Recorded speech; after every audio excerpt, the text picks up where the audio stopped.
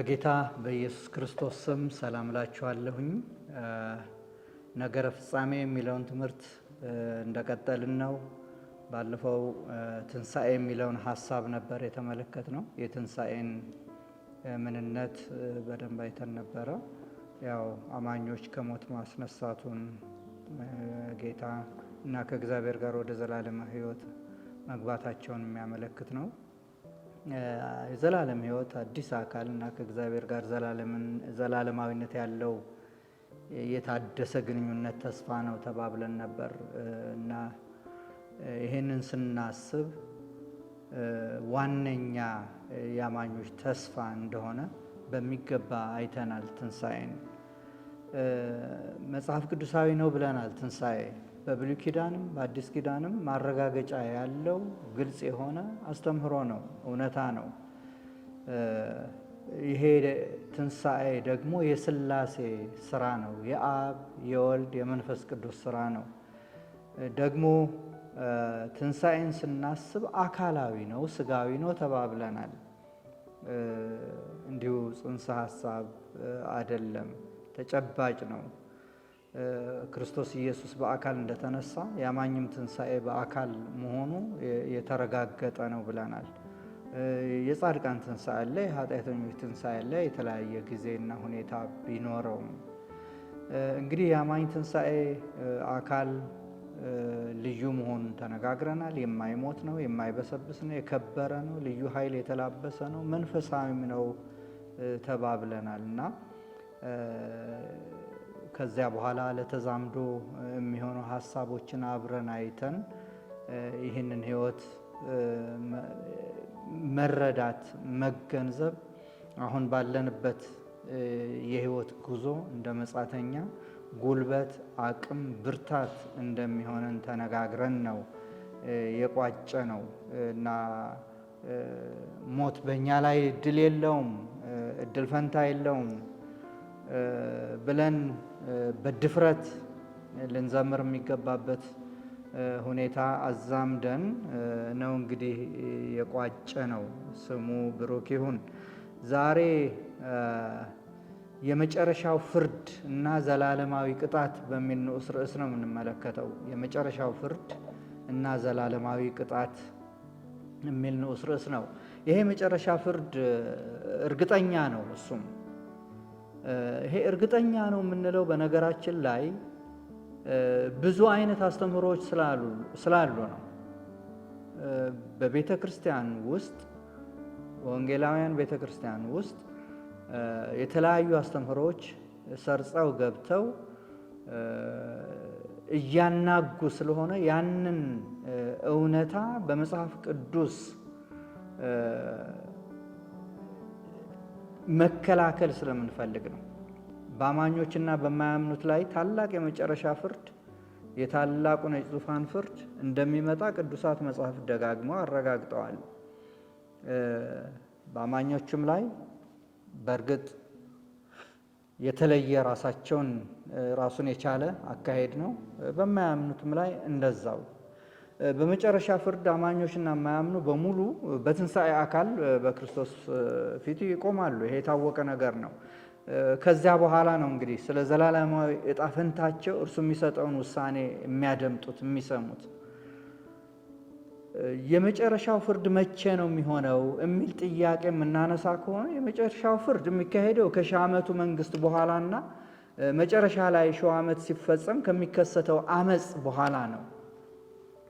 የዮሐንስ ራእይ ምዕራፍ 20 ከ1 እስከ 6 ስንመለከት የሺህ ዓመት መንግስት እውን ከሆነ በኋላ ሰይጣን በምድር ላይ የሚኖረው ተጽዕኖ እንደሚወገድና ሺህ ዓመቱም ሲፈጸም ሰይጣን ከስራቱ እንደሚፈታ በአራቱ የምድር ማዕዘናት ያሉት ህዝቦች ጎግና ማጎግን አስቶ ለጦርነት ሊያሰልፋቸው እንደሚወጣ በግልጽ ተቀምጧል። ሐዋርያው ዮሐንስ ያንን በደንብ አስቀምጦታል። ይሄ ጎግና ማጎግ ለመጨረሻ ጊዜ ሺህ ዓመቱ ሲፈጸም እና ሰይጣን ሲፈታ በእግዚአብሔርና በህዝቡ ላይ ጥቃት ለመሰንዘር የሚያስተባብራቸው ለጦርነት የሚያሰልፋቸው የዓለም መንግስታት የሚወክሉ ምሳሌዎች ናቸው ተብሎ ይታመናል። እግዚአብሔር ይህንን የመጨረሻውን አመፅ በወሳኝነት ያሸንፋል። ያንን ካሸነፈ በኋላ ፍርድ እንደሚመጣ ዮሐንስ ግልጽ አድርጎልናል። ታላቅ ነጭ ዙፋን በእርሱም ላይ የተቀመጠውን አየሁ ይላል ዮሐንስ። እንግዲህ የመጨረሻው ፍርድ ልዩ ባህሪያቱ ምንድናቸው ብለን ስንጠይቅ በመጀመሪያ ኢየሱስ ክርስቶስ ፈራጅ ነው። እሱ ነው ፈራጅ የሚሆነው። ይሄም ብዙ የመጽሐፍ ቅዱስ ክፍሎች አሉ። ሌላው በክርስቶስ የማያምኑ ይፈረድባቸዋል። እንደዚሁም በክርስቶስ የሚያምኑ ይፈረድባቸዋል። ቋንቋውን ተጠቀምንበት እንጂ አውዱ የተለያየ ነው። ግን ያው እንቀርባለን በፊቱ። የወደቁ መላእክትም ይፈረድባቸዋል። በባህሪው ይሄንን ይመስላል። እንግዳው ይሄንን ካልን የመጨረሻው ፍርድ አስፈላጊ ነው ብለን ነው ደግሞ አቋም የምንይዘው። የመጨረሻው ፍርድ አስፈላጊነት ስለ መጨረሻው ፍርድ አስፈላጊነት ሉዊስ በርክሆፍ የተባሉ የሥነ መለኮት ምሁር ስለ መጨረሻው ነገር ሲናገሩ እንዲህ ብለዋል። የመጨረሻው ፍርድ የሚካሄድበት ዋነኛ ዓላማ በአንድ በኩል የእግዚአብሔርን ቅድስና ጽድቅ፣ በሌላ በኩል ደግሞ የእግዚአብሔርን ጸጋና ምሕረት በሚያጎላ መልኩ በገሃድና ስርዓት ባለው መንገድ ክብሩን ለሁሉም አመክንያዊ በሆኑ ፍጥረታት ፊት ለፊት ለመግለጥና ለማሳየት ነው ብለናል። ትንሽ ሐሳቡን ፈታ ስናደርገው እግዚአብሔር ቅዱስ አምላክ ነው። እግዚአብሔር ጻድቅ አምላክ ነው። እንግዳው ቅዱስና ጻድቅ ከሆነ በፍትህ ይገለጣል፣ ይፈርዳል፣ በኃጢአት ላይ ይፈርዳል። እንዲሁ ጎሽ ምንም ችግር የለውም ብሎ የሚያልፍ አምላክ አይደለም። ከባህሪው ጋር ይሄ አይሄድም። ስለዚህ ቅድስናውና ጽድቁን ለፍጥረት ሁሉ ለመግለጥ ይሄ የፍርድ አስፈላጊነት ምንም ጥያቄ የለውም። በሌላ መልኩ ደግሞ ጸጋውንና ምሕረቱን ደግሞ የሚገልጥበትም ነው፣ የሚያጎላበትም ነው። ይሄንን ፍርድ የሚያካሂደው ጸጋውን በገለጠበት ምሕረቱን በገለጠበት ነው። ይሄንን ስንመለከት ጌታችን መድኃኒታችን ኢየሱስ ክርስቶስ በመስቀል ላይ ራሱን መስዋዕት አርጎ በማቅረብ ሰዎች ሁሉ በመስቀሉና በክርስቶስ ኢየሱስ አምነው በጸጋ እንዲድኑ እግዚአብሔር ይህንን እድል ሰጥቷል። እንግዳው ይህንን እድል የሰጣቸው ደግሞ በመጨረሻው ጊዜ እርሱ ፍርድ ይሰጣቸዋል። ማዳኑን ወደ ፍጻሜ ያመጣል። በዚህ ጸጋው ይገለጣል፣ ምሕረቱ ይገለጣል። ስለዚህ ሚዛናዊ ነው። የእግዚአብሔር ቅድስናና ጽድቅ በአንድ በኩል አለ፣ የእግዚአብሔር ጸጋና ምሕረት በሌላ በኩል አለ። እነዚህን ሁሉ በሚያጎላ መልኩ ስርዓት ባለው ሁኔታ ያንን ፍርድ ይገልጣል፣ ክብሩንም በዚያ ይገልጣል። እንግዲህ ከዚህ በላይ በመጨረሻው ቀን የሚሰጠው ፍርድ ይፋዊ እንጂ ምስጢራዊ ደግሞ አይሆንም። ድብብቆሽ ያለበት አይደለም። ፍርዱ በነፍስ ላይ ብቻ ደግሞ ሳይሆን በስጋም ላይ ጭምር ነው። በደንብ አስምሩልኝ። በነፍስ ላይ ብቻ ሳይሆን በስጋም ላይ ይሆናል። በሁሉም የሰው ልጅ ላይ እንጂ በአንድ ግለሰብ ብቻ ላይ የሚሆን አይደለም። ይሄ ሊታወቅ የሚገባው ነው። ፍርድን የመጨረሻውን ፍርድ ስናስብ በመጨረሻው ፍርድ የሚገለጥ የእግዚአብሔር ፍትህ አለ። ፍትህን የተጠማን ሰዎች ነን። ይሄ ግልጽ ነው። ብዙ ሰዎች የሚቃትቱበት ጉዳይ ነው። ቅዱሳት መጻሕፍት እግዚአብሔር የመጨረሻው ፍርዱ ሙሉ በሙሉ ፍትሃዊ እንደሚሆንና ማንም በዚያ ቀን በእርሱ ላይ ቅሬታ ማቅረብ እንደማይችል በግልጽ ያረጋግጥልናል። መጽሐፍ ቅዱስ ግልጽ ያደርገዋል። እግዚአብሔር ለሰው ፊት ሳያደላ ለእያንዳንዱ እንደ ሥራው በፍትሃዊነት ይፈርዳል። መጽሐፍ ቅዱስ ይህንን ግልጽ ያደርጋል። ስለዚህ ማንም ተነስቶ በእግዚአብሔር ፍርድ ላይ ቅሬታ ሊያቀርብ የሚችል ማንም የለም። በመጨረሻው ፍርድ ጊዜ ቅዱሳንና መላእክት በብዙ በሚቆጠሩ ሕዝብ ላይ ፍጹም የሆነ የእግዚአብሔር ፊት ሲገለጥ ይመለከታሉ። ያንን እናያለን፣ እንጠብቃለን። ይህ ለቅዱሳን በረከት፣ ለእግዚአብሔር ደግሞ ለዘላለም የምስጋና ምንጭ ይሆናል ማለት ነው። የእግዚአብሔር ቃል በራእይ ምዕራፍ 19 ከ1 እስከ 2 ስንመለከት ከዚህ በኋላ በሰማይ ሃሌሉያ በዝሙቷ ምድርን ያጠፋችቱን ታላቂቱን ጋለሞታ ስለፈረደባት የባሪያዎችንም ደም ከእጇ ስለተበቀለ ፍርዶቹ እውነትና ጽድቅ ናቸው፣ ማዳንና ኃይልም የአምላካቸው ነው ብሎ ሲናገር እንደ ብዙ ሕዝብ ታላቅ ድምፅ ያለ ድምፅን ሰማ ይላል። በጋለሞታዋ ታላቂቱ ባቢሎን ላይ በሚፈጸመው ፍርድ በሰማያት ታላቅ ውዳሴ፣ ታላቅ ሐሴት፣ ታላቅ ምስጋና ይሆናል። ይቺ ጋለሞታዋ ታላቂቱ ባቢሎን እንደ ምሳሌ የምትወሰድ ናት። ብዙ ልምምዶች አሉ መጽሐፍ ቅዱሳችን ውስጥ ስንመለከት፣ ግን ለማሳጠር ያህል ጋለሞታዋ ታላቂቱ ባቢሎን ሰዎችን ከእግዚአብሔር እውነት ለማራቅ የሚሰራውን አታላይ የሆነ አሳች የሆነ እና ወደ ጥፋት የሚመራውን የፍጻሜ ዘመን ኃያልና ብልሹ ስርዓትን የሚወክል ነው። እሱን በደንብ እንድትይዙልኝ እፈልጋለሁ። ይህ አካል የሐሰት ሃይማኖታዊ ስርዓትና የተበላሸ የፖለቲካ አካል ጥምረት ነው የሚሆነው። ሃይማኖታዊ ፖለቲካዊ ጥምረት አለበት በውስጡ።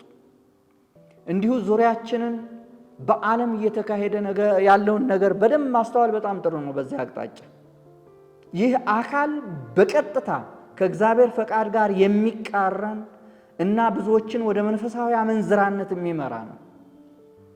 ስለ ጋለሞታዋ ባቢሎን መጽሐፍ ቅዱስ እንዲህ ነው የሚለን፣ በግንባሯ ምስጢር የሆነ ስም ታላቂቱ ባቢሎን የጋለሞታዎችና የምድር ርኩሰት እናት ተብሎ ተጻፈ። በዓለማችን የሚካሄደውን ርኩሰት፣ ኃጢአት ማስተዋል በጣም አስፈላጊ ነው። አንዳንዱ ሃይማኖታዊ ሽፋን አለው፣ ፖለቲካዊ ሽፋን አለው። በጣም ቅዱሳን በመንፈስ እንደሚገባ ካለዩ በስተቀር አካሄዱ አደገኛ ነው። ይህ ስርዓት በዘመናችን በግልጽ ተፈጥሯል፣ እየተፈጠረም ነው። የተጨማለቀ የኃጢአት ልምምድ፣ ርኩሰት እንደ ዝና ሲቆጠር፣ ሽልማት ሲሰጠው ማየት በጣም አስቸጋሪ ነገር ነው። በጣም ከባድ ነው። ይሁን እንጂ አይቀሬውን ውርደቱንና ውድቀቱን ግን እየጠበቀ ነው። ይሄ አካል እግዚአብሔር ይፈርዳል። አንደኛ ቆሮንቶስ 10 ከ3-8 ጳውሎስ ሲያስጠነቅቀን እንዲህ ብሏል። ሁሉም ያን መንፈሳዊ መብል በሉ፣ ሁሉም ያን መንፈሳዊ መጠጥ ጠጡ፣ ይከተላቸው ከነበረው ከመንፈሳዊ አለት ጠጥተዋልና ያም አለት ክርስቶስ ነበረ ይልና፣ እግዚአብሔር ግን ከእነርሱ በሚበዙ ደስ አላለውም፣ በምድረ በዳ ወድቀዋልና። እነዚህም ክፉ ነገር እንደተመኙ እኛ ደግሞ እንዳንመኝ ይህ ምሳሌ ሆነልን። ሕዝብም ሊበሉ ሊጠጡ ተቀመጡ፣ ሊዘፍኑም ተነሱ ተብሎ እንደተጻፈ ከእነርሱ አንዳንዶቹ እንዳደረጉት ጣዖትን የምታመልኩ ሁኑ። ከእነርሱ አንዳንዶቹ እንደሴሰኑ በአንድ ቀንም 2,000 ከ3,000 እንደወደቁ አንሴስን። ጋለሞታዋ ባቢሎን ይሄ አካል፣ ይሄ ሲስተም፣ ይሄ አሰራር እንድንሰስን ከእግዚአብሔር ከአምላካችን እንድንርቅ እንድንጨማለቅ የሚያደርግ ሲስተም ነው። በጣም አጋንንታዊ የሆነ ስልታዊ የሆነ አካሄድ ነው። ስለዚህ በዚህ አቅጣጫ ልንጠነቀቅ የሚገባ ጉዳይ ነው። ራእይ 20:12 ላይ ሙታንም ታናናሾችንና ታላላቆችን በዙፋኑ ፊት ቆመው አየሁ፣ መጽሐፍትም ተከፈቱ፣ ሌላ መጽሐፍም ተከፈተ፣ እርሱም የሕይወት መጽሐፍ ነው። ሙታንም በመጽሐፍ ተጽፎ እንደነበረ እንደ ሥራቸው መጠን ተከፈሉ። አሁን ለመስማት የሚዘገንን ለማየት የሚሰቀጥጥ ብዙ አይነት ነገር ሰለጠኑ በምንላቸው ሀገሮች እንኳ ጭምር የኃጢአት መጨማለቅ እንመለከታለን። ሴሰኝነት እንመለከታለን። የጣዖት አምልኮ እንመለከታለን። ነገር ግን እግዚአብሔር ይገለጣል፣ በፍርድ ይገለጣል፣ እንደ ሥራው መጠን ለሁሉም ይሰጣል። ታዲያ የመጨረሻው ፍርድ አስተምህሮና ሞራላዊ ተዛምደው ምንድን ነው? ለእኛ አሁን ከሕይወታችን ጋር የምናያይዘው የምናዛምደው ነገር ምንድን ነው? እሱን በደንብ ማየት አለብን። በመጀመሪያ ሌሎችን በነፃ ይቅር እንድንል ያስችለናል። ፍርድ የእግዚአብሔር ነው። እኛም ይቅር የተባለን ሰዎች ነን። በመስቀሉ ሥራ በክርስቶስ ኢየሱስ በኩል የኃጢአት ስርየትን የተቀበልን ሰዎች ነን። እኛም እንደማንኛውም ነበርን፣ ግን እግዚአብሔር አርነት አውጥቶናል፣ ነፃ አውጥቶናል፣ ይቅር ብሎናል።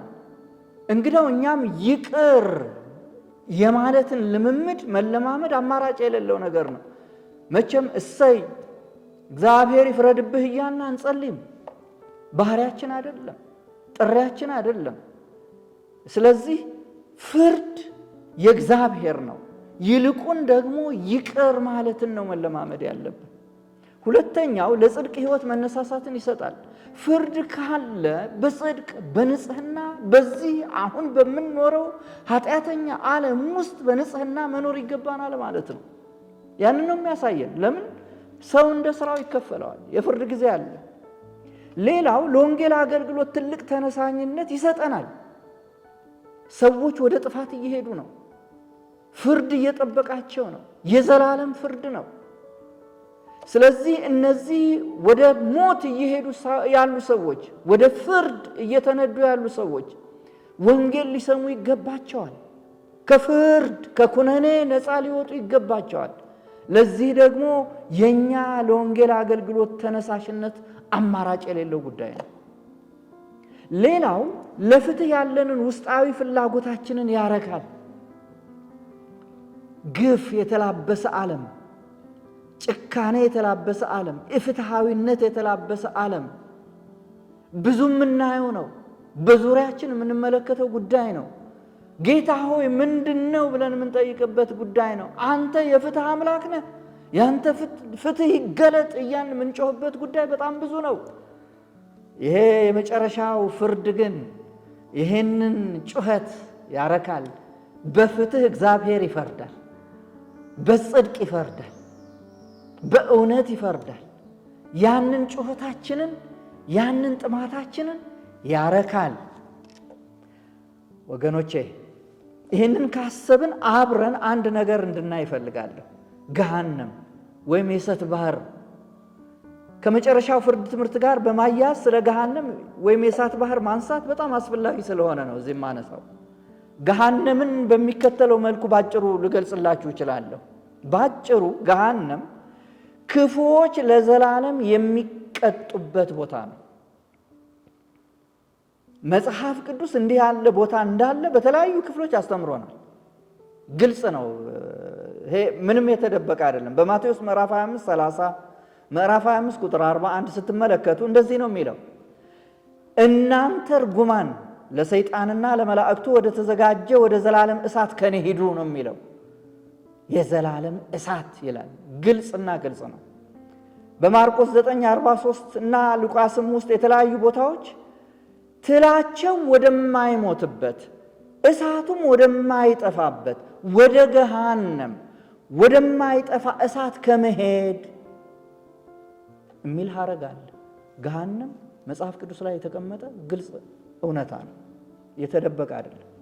እነዚህ የመጽሐፍ ቅዱስ ክፍሎች የማያምኑ ሰዎች አስከፊ የሆነ ዘላለማዊ ቅጣት እንደሚቀበሉ በጣም ግልጽ በሆነ ሁኔታ ያረጋግጡልናል። እግዚአብሔር ዘላለማዊ ቅጣትን የማይተገብር ከሆነ ፍትሑ ፍጹም ሊሆን እንደማይችልና ክብሩን በተገቢው መንገድ እንደማይጎናጸፍ ልንገነዘብ ይገባናል። ይሄንን የምናነሳው ብዙ አስተምህሮች አሉ። ለምሳሌ ሽረት አኒሌሽን የሚባል አለ። ሰዎች ፍርድ ከተሰጣቸው በኋላ አካላዊ ስጋዊ ፍርድ ነው ብለን ያልነው ወደ እሳት መጣል እንዲህ የምንለው የለም፣ ከህልውና ውጭ ይሆናሉ፣ አለቀ የሚሉ አስተምህሮ ያላቸው ሰዎች አሉ። በወንጌላውያን ውስጥ ማለት ወንጌላውያን ተብለው በሚጠሩት ውስጥ ማለት ነው። ይሄንን ማነሳው ግን የእግዚአብሔር ቃል ስንመለከት እግዚአብሔር ዘላለማዊ ቅጣትን የማይተገብር ከሆነ ፍርድ ከሌለ እንግዳው ፍትሑ ፍጹም ሊሆን አይችልም ማለት ነው። ክብሩን በተገቢው መንገድ ሊገልጽ ሊጎናጸፍም አይችልም ማለት ነው። ምናልባትም የዘላለም ቅጣት ከሚመጣው ዓለም አንጻር አስፈላጊነቱና ትክክለኛነቱ ትልቅ እውቅና እንዳለው እንድንገናዘብ ይረዳናል። ይሄ ይሄ ገሃነም እውነታ የእሳት ባህር እውነታ እና ይሄ አስተምህሮ እግዚአብሔር ፍትሁንና ጽድቁን የሚገልጥበት መንገድ የሚያሳይ ነው። ወደ ራእይ መጽሐፍ ተመልሰን ስንመለከት የዘላለማዊ ቅጣት መግለጫዎች በጣም ግልጽ ናቸው። ራእይ ምዕራፍ 20 ከ14 እስከ 15 እንደዚህ ነው የሚለው፣ ሞትና ሲኦልም በእሳት ባህር ውስጥ ተጣሉ። ይህም የእሳት ባህር ሁለተኛው ሞት ነው። በሕይወትም መጽሐፍ ተጽፎ ያልተገኘው ማንኛውም በእሳት ባህር ውስጥ ተጣለ ነው የሚለው። ግልጽና ግልጽ ነው። ኢየሱስም በማቴዎስ 25:46 ላይ የተፈረደባቸው ሰዎች እንዲህ ብሏል፣ ወደ ዘላለም ቅጣት፣ ጻድቃን ግን ወደ ዘላለም ሕይወት ይሄዳሉ ብሏል። መስመር አለ። በቃ ይሄው ነው። በዚህ ጥቅስ በዘላለም ቅጣትና በዘላለም ሕይወት መካከል ያለው ትይዩነትን የሚያመለክተው ሁለቱም ግዛቶች ፍጻሜ የሌላቸው መሆናቸውን ነው። ዘላለም ቅጣት አለ፣ ዘላለም ሕይወት አለ። ፍጻሜ የሌላቸው ሁለቱም ራሳቸውን የቻሉ እውነታዎች ናቸው። እነዚህ ከላይ የተመለከትናቸውና ሌሎች ጥቅሶችም መጽሐፍ ቅዱስ የሰው ልጆች እምነታቸውና ተግባራቸው ምንም ይሁን በመጨረሻ ሁሉም ይድናሉ ከእግዚአብሔርም ጋር ይታረቃሉ የሚለውን አስተምሮ እንደማያስተምር በግልጽ ያሳያል። አሁን ቤተ ክርስቲያን ውስጥ ሰርገው የገቡ አስተምሮዎች አሉ። ለምሳሌ ዩኒቨርሳሊዝም የሚባል ሁሉ አቀፋዊነት ምንድን ነው የሚሉት? በድንጋይ እመን፣ ጣዖትም እመን፣ በኢየሱስም እመን፣ በእግዚአብሔርም እመን፣ በምንም እመን፣ መጨረሻ ላይ ወደ እግዚአብሔር ትደርሳለህ፣ ሁሉም ይመጣል ወደዚያ ወደ አንዱ ነው የሚሉት። አይደለም፣ መጽሐፍ ቅዱሳችን እንደሱ አያስተምርም። እምነታቸው ተግባራቸው ይወስናል። አሁን የወሰኑት ውሳኔ ትልቅ አስተዋጽኦ አለው። ስለዚህ ይህንን ልናስተውል ይገባናል። እንግዳው ምንድን ነው? በዚህ አቅጣጫ በጋራ የምንስማማበት በሕይወታችን ልናዛምደው የሚገባ ምንድን ነው? በፍርድ ቀን እግዚአብሔር ሥራን ሁሉ የተሰወረውንም ነገር ሁሉ መልካም ቢሆን ክፉም ቢሆን ወደ ፍርድ በማምጣት ለእያንዳንዱ እንደ ሥራው ያስረክበዋል። የምታነቡ ሰዎች፣ የምታለቅሱ ሰዎች፣ ፍትህ የተጠማችሁ ሰዎች፣ እግዚአብሔር አይፈርድም እንዴ የምትሉ ሰዎች፣ እውነት ነው። ዛሬ በዚህ ምድርም ፍትህን ይገልጣል፣ ይፈርዳል። ግን ደግሞ ፍጹም የሆነ የፍርድ ጊዜ አለ፣ ፍትሁን የሚገልጥበት ጊዜ አለ። በዚህ ተጽናኑ። ስለዚህ ዛሬ የምንኖረውን ሕይወት በቃል በስራ እና በሐሳብ ዘላለማችንን ስለሚወስን በመንፈስ እንመላለስ። እኛ ደግሞ እንደ ቃሉ እንኖር። ፍርድ አለ። የጽድቅ ሕይወት እንለማመድ። ሌላው በዚህ ኃጢአተኛ ዓለም ስንኖር ግፍና እፊታዊነት የነገሰ ፍትህ ድምጥማጧ የወጣች ቢመስልም የመጨረሻው ፍርድና ዘላለማዊ ቅጣት አስተምህሮ ግን በመጨረሻ የእግዚአብሔር ፍትህ በሙላት እንደሚገለጥ ያረጋግጥልናል። ቅድም እንዳልኩት ፍትህ አፈርድሜ በላች ብለን ነው የምንለው። በዚህ ምድር ይመስላል፣ ዙሪያችንን ስናየው እንደሱ ይመስላል። አይደለም፣ እውነታው ግን እንደሱ አይደለም።